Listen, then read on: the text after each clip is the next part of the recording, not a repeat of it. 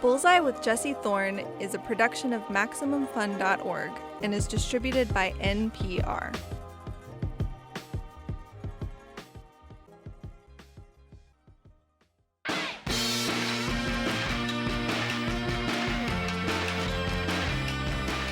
It's Bullseye. I'm Jesse Thorn. Jo Firestone is a working stand-up comic, writer, and actor. She wrote on The Tonight Show for a few years. She had some great parts on Joe Pera Talks With You and Shrill. Last year, she found herself with some free time on her hands, so she started teaching a class on how to do stand-up comedy. Her students, about 16 of them, were members of the Greenwich House Senior Center in New York City. Their average age, I think, was around 70. Then the pandemic happened.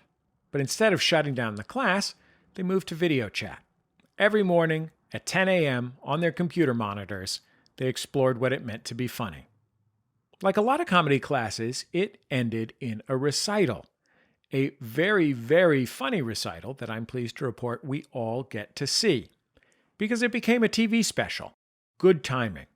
It shows you the comedy Joe's students came up with, and it also features interviews between Joe and the students and behind-the-scenes footage from the classes. Here, Joe is leading her students in a little warm-up exercise. I'm just going to say words, and you just say whether it's funny or not funny by itself, okay? Ready? Peanuts. Funny. Salt. Okay, how about treadmills? Not at all. Very serious. Gerbils? Gerbils? Definitely funny. Gerbils are funny? With Richard Gere. Okay. I'm sorry, I can't help it. How about Band-Aids? I loved them when I was a kid. I used to put them on all the time. I loved them. I really did. And they were hilarious. Pumpkins. I don't think so. Pumpkins are not funny. Neutral. Pumpkins are neutral. Neutral, yeah. Okay, what about ghosts? Goats? Yes. Ghosts. Goats. Oh, the greatest of all time. No, the ghosts. Goats? G-O-A-T-S? No, ghosts. Goats are funny. Honey, have you seen my goat? Jo Firestone, welcome to Bullseye. It's nice to see you. Yeah, you too. Okay, so how did you come to start teaching Zoom comedy classes to groups of elderly persons? Well, I had some downtime with my comedy career, and I just moved to this new neighborhood, and I was like, well, I've taught before, so I was like, maybe I'll start a class. And this was right before, this was about maybe a month or so before the pandemic hit, and so I started a class. I got 2 or 3 classes in, and then they called it, and they said, everybody go home, and then we started up the Zoom, and ever since then, every Monday at 10 a.m., we've been plugging away at learning the art of comedy. Was the original intent of the class to try comedy in your retirement or something along those lines, or is that just how it ended up? Oh, well, it was at a senior center. It was with the Greenwich House Senior Center, and so I guess it did cater to a certain demographic age-wise. Sure. And most of them are retired. Some of them are still working. But yeah, I think that most of them had not tried comedy before in their lives, and they decided that this was the time to start. Had you taught stand-up comedy before? Yeah, I taught comedy. Like I did a comedy class for a couple of years at Kings County Hospital in this, I guess it was like the mental health outpatient center. And then I've taught classes like for teens, and I also taught a different class in Albuquerque for seniors during the pandemic. So yeah, I've been definitely busy with, the if you can't do, teach kind of thing. Yep. I mean, there are comics who sincerely despise the idea of teaching stand-up comedy, that it is like a thing that can be taught. There are many comics who believe in their hearts that stand-up comedy is something that can only be learned through suffering, through onstage suffering. Mm-hmm. Yeah. Listen, here's the thing is I'm not claiming to teach stand-up. I don't even know how to do it myself. And I've been doing it for 12 years or something. I don't know how to do it. I think what I'm teaching is confidence and trying to be comfortable with yourself enough to say literally whatever you're thinking. And usually that's pretty funny. Were you always confident enough yourself to feel like you belonged to going up on a stand-up stage? Absolutely not. I'm still working on it with these guys. It's really, and I think especially with the pandemic, I didn't get on stage for a very, very long time. Like I didn't really do the Zoom shows either. So it was kind of like relearning to do it once the vaccine came out. And that was, yeah, it was kind of like we were kind of all on the same timeline a little bit. Why did you think you could do it at the very beginning? When I first started, Yeah. That, by the way, sounds like more of a challenge than I meant for it to sound like. I No. don't mean to suggest that you shouldn't have thought you could do it. I don't know. I think I was kind of delusional. I think there was like I think that I didn't realize what it took. And that's why I was like, I can do it. Is like I didn't realize that you're just repeating the same like 10 minutes every night, or you're trying to become a brand or whatever. I didn't realize any of that. I just kind of thought, oh, you just make people laugh. That seems fun. And then I didn't even really start doing stand-up comedy until a few years in. I was just doing kind of weird shows for whoever stopped by. What does that mean, Joe? Like I would just do I couldn't figure out how to get audiences to come to a show in New York. And I was like, well, the only way to get an audience is getting a celebrity, and that's out of the question, or offering free pizza. And so a lot of the shows would like offer free pizza, or kind of surround around the idea of free pizza and like participation, and kind of just like giving you an experience so that you'd show up and at least remember what you experienced. Can you give me an example of a free pizza themed show premise? Yeah. Okay. So like one time I was like, oh, I know what'll get people in the door. And so I hung up a bunch of like inflatables and paper mache and just let people hit at them for 6 hours until they were all kind of a pulp. And that was the show, I guess. Wait, did you say 6 hours? Yeah, 6 hours. I think it was from 11 to 5. That was so they could clean up before the dinner rush? Yeah. Yeah, there's a lot of stuff like that where you like there was one called Last to Leave, and it was another 6-hour experience where you had to sit through the most boring 6-hour long comedy show. You weren't allowed to check your phone or go to the bathroom because then you wouldn't win the grand prize at the end, which was $100. And it came down to 2 people at the very end who were lasting it through. And finally, we looked like we announced a winner because the other guy went up like to almost leave. And so we announced the one winner. And so we were all like championing him and like carrying him on our shoulders. And then we all started carrying him towards the door. And that's when he realized he wouldn't be the last to leave. So he started clawing at the walls, like trying to get back in the theater. And the other guy realized he was going to win. And then the other guy did win. And it was pretty brutal. I've always known you were heartless, Joe. Yeah, I know. It's a new level of darkness for you. Yeah, it's true. It's kind of a Joker style comedy approach. So I've seen you do what could be described as concept stage shows more than traditional stand-up, but you do traditional stand-up. Hmm. What were your experiences like the first times you were doing a set on a stand-up show, in a whatever is the closest you were getting to like standing in front of a brick wall and, going on after Colin Quinn or whatever? Like, what was that like for you when you went from your paper mache based material to that? I think that at times I really did want to be more of a traditional stand-up. Like I remember one time going up right before Hannibal Buress, and I just remember thinking like, I wish I could do what he did. Like I wish I had those skills to just kind of stand there and just deliver jokes, and I just couldn't. And so I kind of just did whatever I knew what to do, which was like kind of crowd work and causing a little bit of chaos, and that seemed to work for who I am and how I presented, and I kind of slowly came to accept it. It's like, this is what my brain does, so this is kind of what I can do. What do you teach in comedy classes when you are working with teens or folks who are at a mental health center or folks at a senior center? What are like the concrete things that you do with people? Well, I'm not going to teach teens anymore. I'm too afraid of them. So we've kind of ended that. But it's basically the class, I think, is just figuring out what the people you're teaching like to talk about, what gets them excited to talk about it, and what do they have a lot of opinions about. And then just like creating activities and exercises where they can talk about that stuff a lot.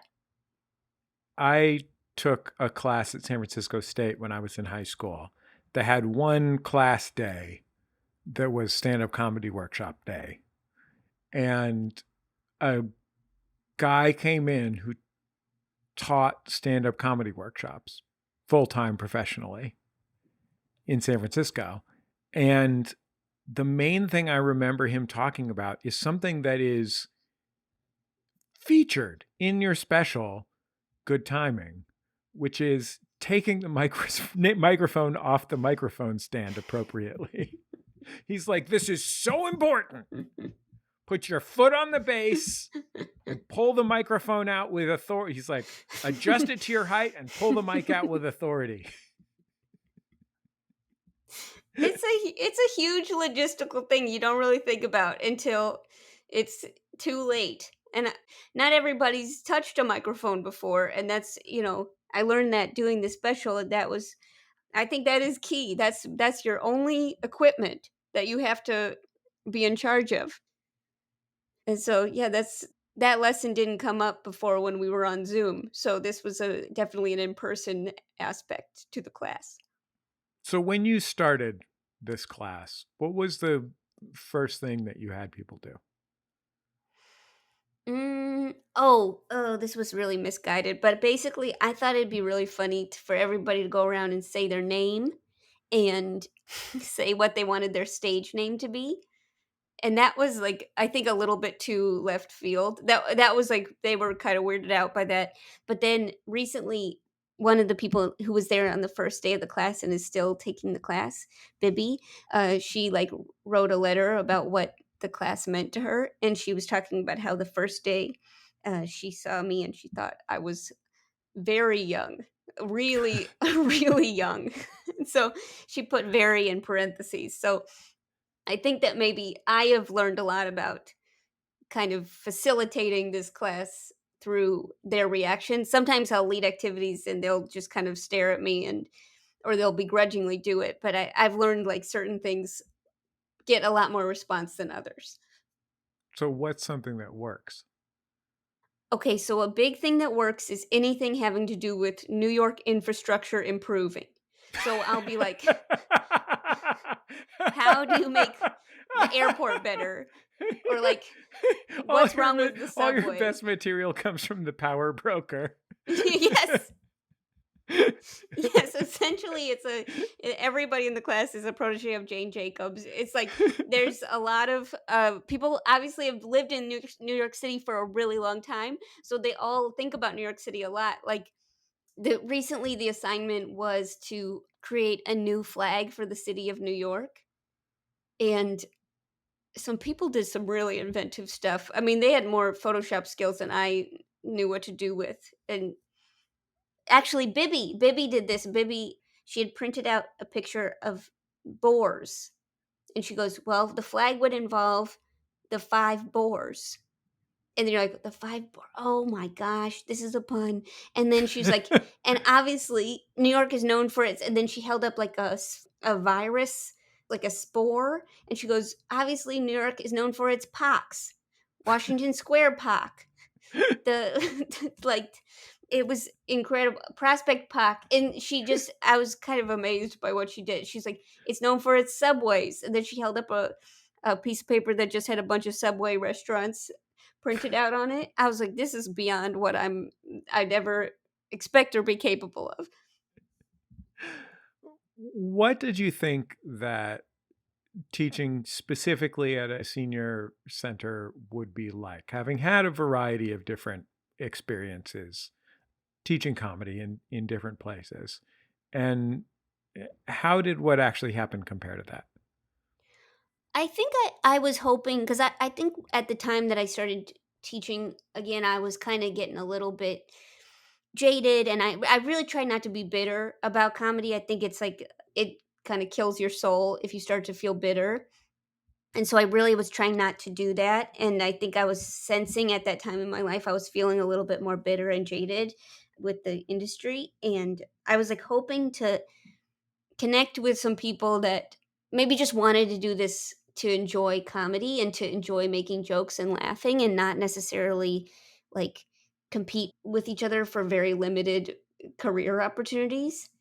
And then it turned out like, I think that that was what I was like thinking that going into it, but like it turns out that all these people are very unique and very like they have very different motivations for taking the class, and they like I think they all get something out of it. They obviously keep coming, but they I think they all get different things out of it, and they have different.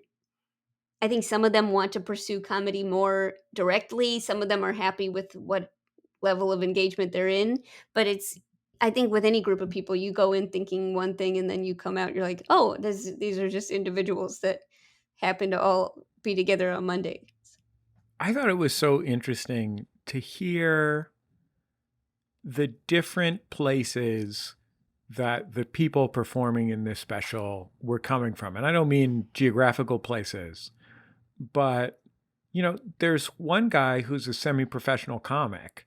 Mhm. There's one guy who's done stand-up. There's some people who have backgrounds in other performing arts, actors and musicians.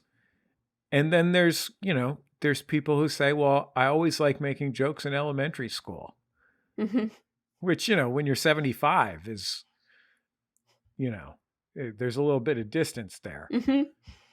And I wonder if you notice the differences in the ways that those people who have those different backgrounds approached this sort of weird, sui generis performance type that is stand-up comedy. I think that the people that maybe had done it before were because this was like our first live in-person show. So just in terms of the special, the people that had like a background in acting or singing or like comedy were a little bit less nervous. And this was like not this was a pretty low stakes situation. This was like 2 p.m. There were maybe like 30 people in the audience, and they were all like they're very supportive people that like were friends of the people that made the special. And Hold on, Joe. You say it was a low stakes situation, but you are yeah, talking about people doing comedy for the first time in front of television cameras. true. There were 6 cameras. Yeah, and yeah, backstage and in front of the stage for sure. Bright lights. Yeah, big city, that kind of thing. So yeah, I guess there were. Let's go ahead and say 75% stakes. And I think that the people, like one person, she really was nervous. She had not done comedy live before ever, and she like was pretty terrified of it, and I could tell that I was kind of asking her to do something that she wasn't quite comfortable with. And so I offhandedly was like, all right, if you do the show, I'll take you out for drinks, okay?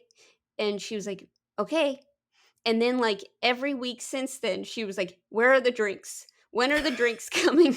And so I did take her out for drinks recently, and she was like, okay, it's worth it. It's worth it. But yeah, I definitely had some incentive plans for a few of them. My son recently started playing Little League, Hmm. and it occurred to me that his coach, who's a very sweet man, has to send these kids, none of whom know what they're doing really, out to positions on the field, and he has to assign them slots in the batting order. And he has to decide some mix of what will work and like what will be most comfortable for everyone, like what will be the most fun for everyone. And one of the things that I got really anxious about / interested in was how you decide who to send up first and last on. Great question. Great question. Yeah. So, because that's really a big deal in stand-up. It's Mm-hmm. really a big deal. So, how do you decide which of this group of people from your Zoom comedy class you send up first and last, and in what order in between? Well, I put this guy Tom Padovano up first because he's been doing comedy for the last, I think, 30 years, on and off. He works in HR, but he does stand-up comedy. And I had a feeling that he's gone up first before. And so I thought, I'm going to put him up first. I know he'll do good. He's got energy. He's bringing energy. Yeah, he got a lot of energy. He's got some gags he knows works. Yeah, strong punchlines. He's going to set the show off right. And then I thought this other guy who does a little bit of comedy, Ziggy Susser, I thought he would be a good closer. He's, he does a lot of jokes about his bird, and I thought that's a way to end it, is some bird jokes. And you always never follow a kid and always close with a bird gag. Yeah. It's old vaudeville. Yeah, that's pretty much taken right from the vaudeville books. Yeah. Never follow a bird. And it turned out pretty good. They were telling me after the show that they would like to open and close shows like that all the time. They think they make a pretty good sandwich.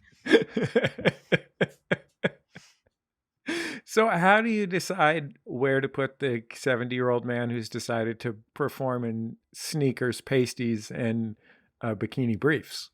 Well, I didn't know that was what he was going to do. That was a surprise for everyone. And I just thought he was wearing a robe. And the only thing that kind of tipped me off is that he was having these long conversations with the sound people. Like, in a way that I was like, what is going on over there? Like, they were, like, looking at him and, like, because he didn't have anywhere to put the mic pack, And so I think that was the delay. But I really had no idea that was what was going to happen. And that definitely spiced up the whole afternoon for everybody. That was kind of a good surprise that nobody saw coming. Even more with Jo Firestone. After the break, stay with us. It's Bullseye from MaximumFun.org and NPR.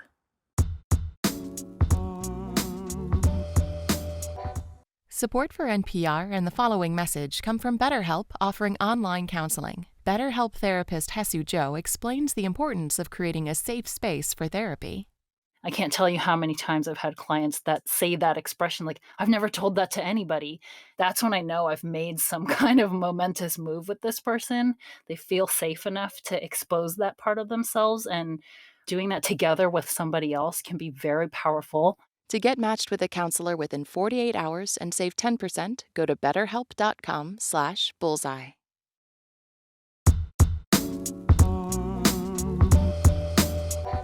Welcome back to Bullseye. I'm Jesse Thorn. I'm talking with Jo Firestone. She's an actor, writer, and stand-up comic. You've seen her on Joe Pera Talks With You, on Shrill, and performing on The Tonight Show. She has a new special out. It's called Good Timing. In it, she teaches a group of New York senior citizens how to do stand-up comedy. It's funny, sweet, and you can stream it right now on Peacock. Let's get back into our chat. There is a popular trope in internet videos, which is old people doing jokes. It's great. It's very fun. Jokes are funny, like jokes, street jokes. That's a very fun thing to see. And, some of the folks in your classes are really great joke tellers and know a lot of jokes. And I'm like, oh yeah, jokes are great. Mm-hmm. One of the things I liked most was seeing people who weren't used to representing themselves on stage in this way, representing things that are actually sincerely personal to them. I mean, I think that those bird gags are interesting and funny because your man Ziggy really has a lot of perspective on this bird. Like, he really loves this bird and thinks about it a lot. You know what I mean? Like, that's why it's funny. And that's true of a lot of stand-up. How do you get people who haven't been performers but have this wealth of life experience to share things that are true and special to themselves instead of, or maybe in addition to, telling the best party joke they've ever heard? What I tried to do for the show, and some of this made it in the cut, but what I tried to tell them was to like basically think about the stuff that they think about a lot. And so basically I had them go through and like each list 5 things that they think about all the time, and to kind of try to write jokes about one or multiple of those things. And I think also what helped was the time limit, because they had 4 minutes tops. And so I think that like maybe you'd want to like tell a story from your life, but how do you make it short? If you only have 4 minutes, then you have to kind of only stick to the funny parts. Or if you want to do kind of a strange concept, how do you make it? If this is what's in your brain and you think this is what I really want to do, how do you make it a 4 minute bit? The one thing that I'm so sad it didn't make the cut, but one of the people in the class, Teresa, had this bit about a new product called Wonder Wiki Wipes, I think. And it was a new product she invented because her eyelids sweat so much. And it was like this really, like, she had a prop, she made a prop. It was a whole thing. And it was based on this personal thing where she's like, I sweat from my eyelids. How do I make that a joke? And she did.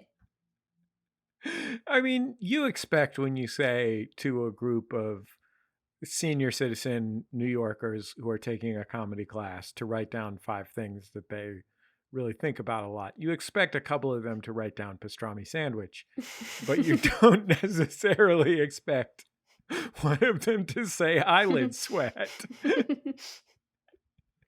Yeah, that's the thing, is that a lot of times I think also they know that like surprising people, or saying something that like is completely out of the blue, it makes the other people in the class laugh a lot. And so I think that they kind of try to say things that the other people don't expect. And I think that kind of makes everybody feel, they're kind of excited to hear what everyone's going to say, cuz I think all of them are like, what's the next person going to say? I have no idea. Do you think that they had expectations of you when they signed up for this class? Well, I will say that like I'm a little bit unstructured, and I know that a lot of them would prefer more criticism, and I'm not interested in doing that. But I also think that like at one point I've had a few people come in and be guests, like teach their style of comedy. And at one point I had my boyfriend come in, and he used to work at the Onion, and he like made up like a whole syllabus and like examples and like literally how to write Onion headlines. And people were so into that. Like, I think the week afterwards, they were just like, "Oh, this is what you really are not teaching us anything." And like, they kept asking for my boyfriend to come back, and they kept being like, whenever I was like, "Oh, I can't be there this week," they'd be like, "Could the boyfriend substitute?" And yeah, that definitely, I'm not like the strongest, most structured teacher, but they seem to accept me anyways. Have the students seen you perform? Yeah, unfortunately, yes. Yeah, a few of them found out I do a weekly show, and they showed up to it once, and one of them actually heckled, which was and it was interesting. I have a buddy who does sketch comedy and is a psychiatrist and works with primarily with like residential hospitalized patients. So people who have very serious issues. And he told me one time, he's like, I just have to do everything I can to make sure that they don't know I do comedy. It's like, I can't imagine what effect it would have on them should they learn. It is so important that I care for these people. And that is why they must never know. Yeah, I did think like when they came to the show, I was like, this is gonna be so disappointing. Like, they've been like showing up week after week, and now they're like, this is who we're learning from. Oh no. So I was a little bit afraid of that, but then once I got heckled, I was like, well, I guess this is what it is. They can't. Yeah.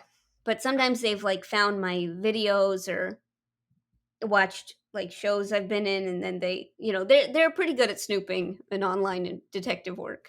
I mean, I was imagining them being confused or disappointed that you weren't as syllabus focused and driven as you could have been.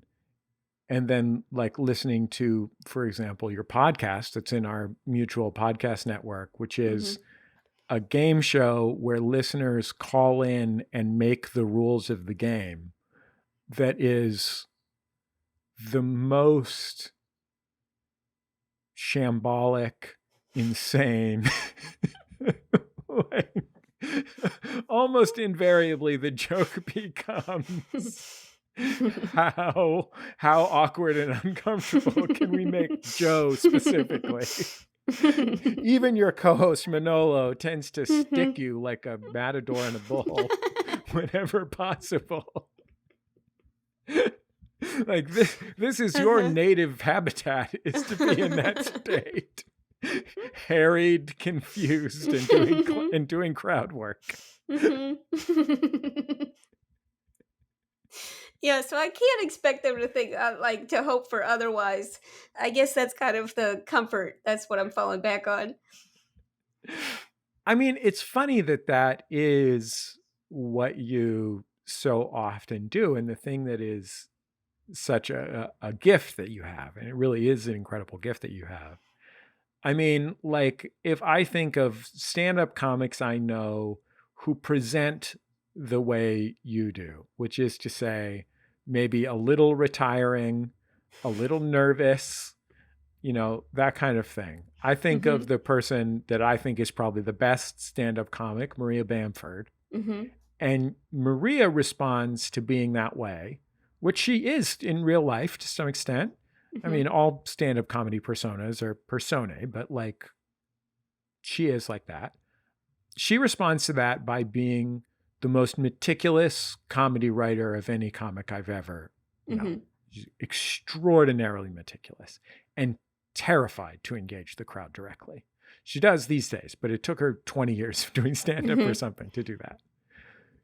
Your response to that same, like, at least way of presenting to the audience was just to dive in, just dive straight into it and be like, let's do this together, gang. Yeah, it doesn't make sense to me either. I wish I was meticulous, or it does seem like Maria has chosen the right path for sure. But I think one time my mom saw me perform for she like hadn't seen me perform in a while. She lives in St. Louis. She was like in New York, and she's like, "It's so interesting. You seem both confident and scared." And I guess that's kind of what I'm going for. Yeah. You mentioned the folks in your class having seen you in TV. You're a writer, producer, and actor on a show called Jo Pera Talks With You. It's true. Which I truly think is one of the best shows on television. I think it is such a brilliant and amazing television show. Glad you like it. I do. I really love it, Joe. And Joe Pera, the star of the show, is a quiet, gentle man from Buffalo who talks slowly and carefully in a very steady and low tone. And the premise of the show is that he is something like him, living in Michigan instead of Buffalo, but a frozen wasteland either way. And he's a sweet middle school teacher. And it's sort of like, it's a little bit like Huell Hauser or another one of these kind of like public television talk to the camera shows. But it's also a kind of slice of life sitcom. It kind of lives between those worlds. And your character is works at the same school as he does and is his friend and sometimes girlfriend on the show. And I want to play a clip from the show. Your character, Joe, is named Sarah, and she is both a mousy middle school music teacher and a very intense prepper. Someone who deals with their anxiety by having just an extraordinary collection of canned goods Mhm. and related products. And so in this scene, Joe Pera has just told Sarah, my guest, Jo Firestone's character, that when he was a kid, he got kicked out of Little League for running around the bases a bunch of times, even though he had already been tagged out. I know it sounds childish, but it feels so good to get that off my chest. I guess I was still embarrassed from when Coach Hassler had me turn in my cap and uniform. It takes guts for you to tell me that, and I don't fully understand it, but I can respect it. Every time we've driven by a diamond, I've held it in. Can I share something with you? Sure. I've dated men from each branch of the U.S. military, and I still keep in touch with 2 of them. Okay. And we're friends, but it's primarily for intelligence. Makes sense.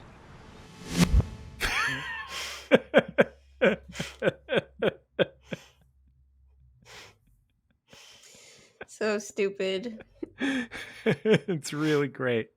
It's so sweet. So there's only, this is a small show with only a few writers on it. You're one of them. Mm-hmm. Did you have a conversation amongst yourselves about what you were trying to do? Usually how that show works is Joe will become fascinated with one thing in particular, like making a bean arch or And making a bean arch was an entire season-long Yeah. arc. yeah, he On the came show. in one day and was like, I know what season 2 will be. That's Bean like when arch. you have an arch-shaped trellis, or you Mhm. grow the climbing beans, into an arch shape. Mm-hmm. And so then what the writers do, because we're all friends, is we all kind of were like, okay, bean arch, never heard of that before. And then we all research bean arches, and then basically we all try to figure out if this is the thing that's really exciting Joe, then we kind of all figure out a way to make the story around this thing that's in real life exciting Joe. Like, I'd never seen a man really get that excited about bean arches. Like, even in the show, I think it's muted to what it was in real life. And so I think that, yeah, kind of is just kind of figuring out, like, oh, this is what he's really into right now. Okay, let's kind of figure out a way to make a story around that. And season 3 is coming out soon, and I think it was kind of like it gets easier every season because it's like, oh well, this character does this, and this character likes this and goes here, and this character is getting older, or this character's on summer break, and so you kind of just more time you spend in that world, the more you're like, oh, I guess it gets a little bit easier to understand where it's going to go. It feels like there's a lot in the show that is about these characters who are some combination of shy, neurodiverse, and maybe Midwestern, learning to be intimate with each other. Yeah, I did. I guess I didn't think about it like that, but yeah, I think that could be clear to any viewer. Yeah. One of the most distinctive things about the show, obviously, is Joe is just a really distinctive performer, right? Like, he's just, you don't see a lot of guys that look like him and talk like him that do comedy, right? Mm-hmm. Or apparently think like him about bean arches specifically. Mm-hmm. Mm-hmm. And there is he makes what amount to like comedy ASMR videos where he just talks about something, interesting information about something over B-roll. And those are very popular among people who want to hear a gentle person say interesting, but not too interesting things about something nice. They're great. But the thing that really is amazing to me about the show is how profoundly it is about feelings, and those kind of feelings of I think like intimacy and awe, like those are the places where it lives. That is like looking at the face of God, whether it's a bean arch or all the stuff that's available at the grocery store. And like learning to connect with somebody. And those are scary things to write about in 15 minutes on the Cartoon Network. It's interesting that, I mean, I love that is what you grasp from it. I think it's like if you saw what we're like to get, it's just a bunch of idiots. Like we just like a few of us went on tour. Connor and Dan and Joe and I went on tour, and it's not like we're big drinkers or anything. And so the big thing to do would be to go to a new city and then go to the grocery store.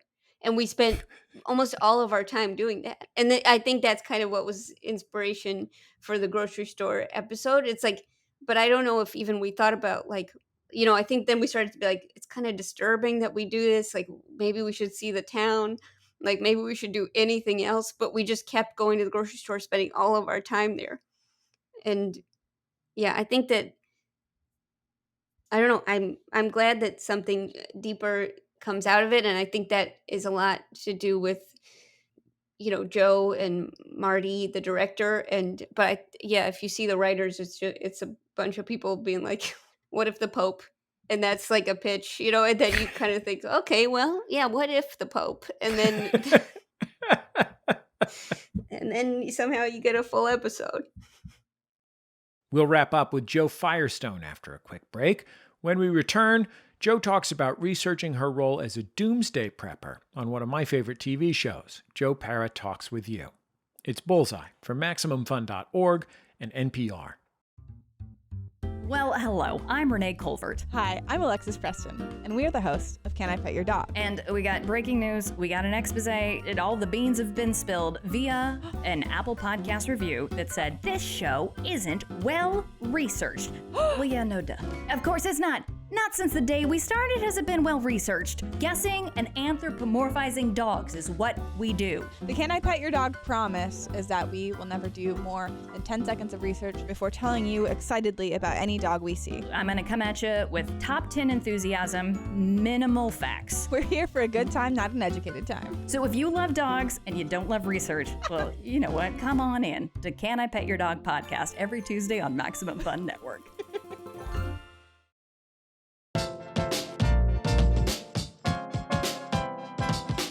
It's Bullseye. I'm Jesse Thorn. I'm talking with Jo Firestone. Good Timing is her new comedy special. She's also an actor, writer, and producer on Joe Pera Talks With You. Did you think about what you wanted your character on that show to be, other than, a quiet, mousy counterpart to quiet and mousy Joe Pera's character? No, I was kind of shocked that I had the part. I was like, when they were like, "Oh yeah, you're gonna play this character," and I was like, "But really? Are you sure?" And then the second season, I was like, "Really? Do you really? You can recast me. I think that would be the best thing to do."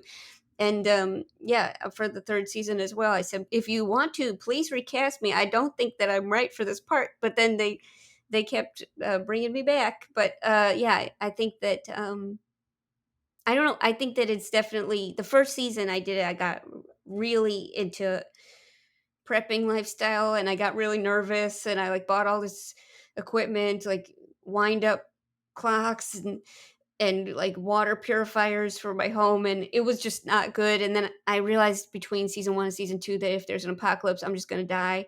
And so that kind of made me feel better about the relating to the character. I was like, "Oh, okay, we're going to be separate."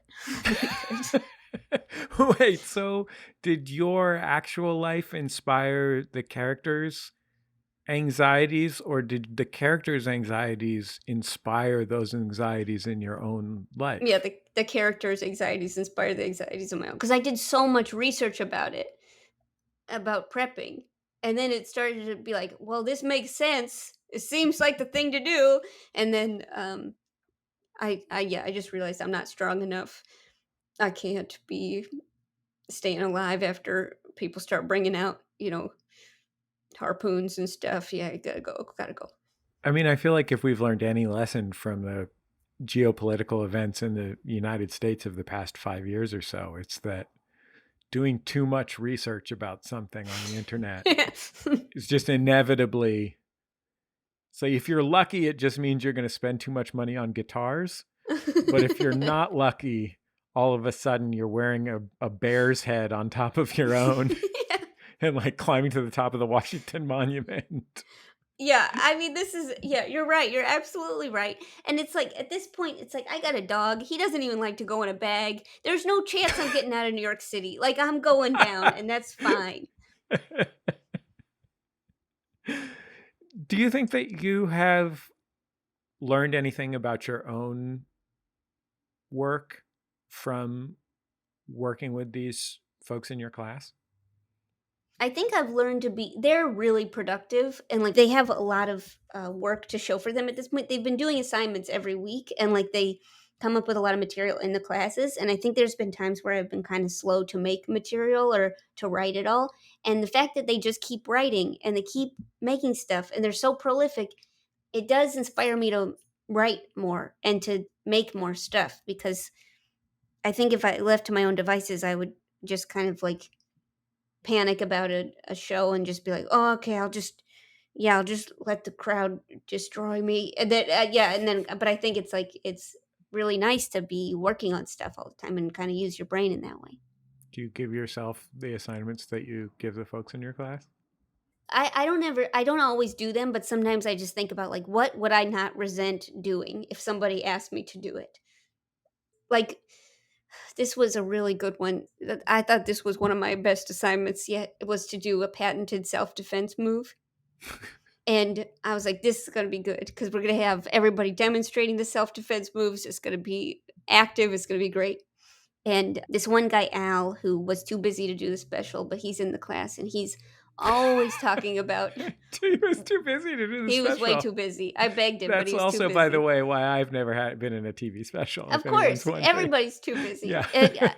But this guy, he's like this amazing, he's like, he's a crooner. He's like this incredible, talented guy. And his favorite thing to joke about, he's been joking about this for almost 2 years now, is his banana. Washing his banana, keeping his banana hard, making sure it mingles with other bananas. I mean, this is the banana guy.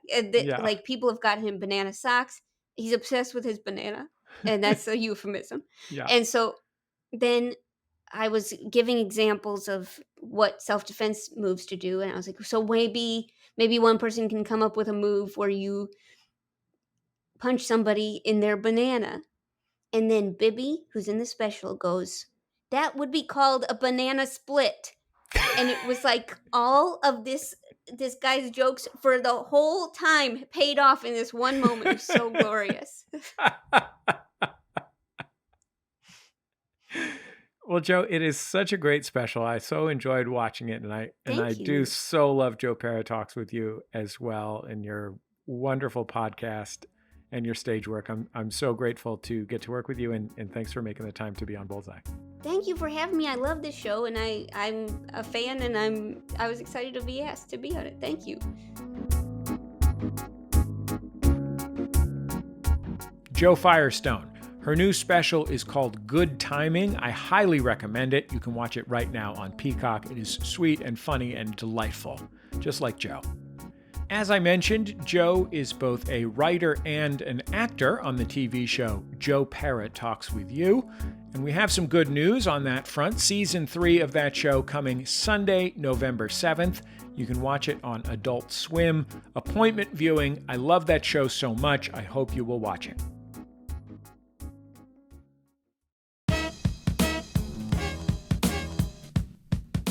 That's the end of another episode of Bullseye. Bullseye is created from the homes of me and the staff of Maximum Fun in and around greater Los Angeles, California, where here at my house, a tree fell on it.